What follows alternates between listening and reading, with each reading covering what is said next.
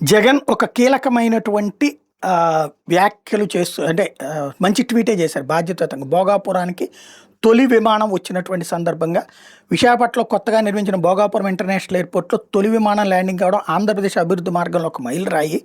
ఇది at the rate of vision Vizag లక్ష్యాన్ని సాధించే దిశగా కీలక అడుగుబడింది. ఎయిర్పోర్ట్ నిర్మాణంలో అసాధారణ కృషి చేసిన జీఎంఆర్ గ్రూప్‌కి నా హృదయపూర్వక అభినందనలు. మా పాలనా కాలంలో వేగవంతమైన అనుమతులు సాధించడమే కాదు, ఎయిర్పోర్ట్ నిర్మాణం కోసం భూములు ఇచ్చిన వాళ్ళ కోసం, పునరావాసం కోసం, భూసేకరణ కోసం సుమారు 960 కోట్లు ఖర్చు చేయడం ద్వారా ఈ ప్రాజెక్టుకి బలమైన పునాది వేశాం. ప్రాజెక్టుకి సంబంధించిన ప్రధాన పనుల్లో గణనీయమైన భాగం అప్పుడే పూర్తయింది. ఆ రోజు మేము చేసిన కృషి ఇవాల్టి ఈ కీలక మైలురాయిని చేరుకునేందుకు ముఖ్య కారణంగా జరిగింది. అలాగే విశాఖపట్నం పోర్టుని భోగాపురం అంతర్జాతీయ విమానాశ్రయంతో అనుసంధానించే భోగాపురం ఎయిర్పోర్ట్ బైపాస్ జాతీయ రహదారి ప్రాజెక్టుకి 2023 మార్చిలో ఆమోదించిన నితిన్ గడ్కరీ గారికి ఈ సందర్భంగా ధన్యవాదాలు. ఆయన సహకారం నాకెంతో గుర్తుందంటూ పాజిటివ్గా ప్రొజెక్ట్ చేసుకుంటూ వచ్చారు.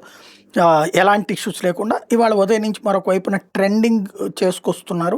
భోగాపురం ఎయిర్పోర్ట్ బాబు వల్ల ఇనాగరేషన్ అయిందని టీడీపీ వాళ్ళు తీసుకుని వస్తుంటే, లేదు అసలు అనుమతులే తీసుకొచ్చిందే జగన్ టైంలో అన్నటువంటి పాయింట్స్ని ఇటు పక్కన వైఎస్ఆర్ కాంగ్రెస్ పార్టీ వాళ్ళు విత్ ఆధారాలతో సర్క్యులేట్ చేసుకుంటూ వస్తున్నారు. అప్పట్లో జరిగినటువంటి విధి విధానాలని, ఏమేమి జరిగినాయి, ఎట్లా జరిగినాయి అన్నటువంటిది ప్రొజెక్ట్ చేసుకుంటూ వస్తున్నారు వీళ్ళు.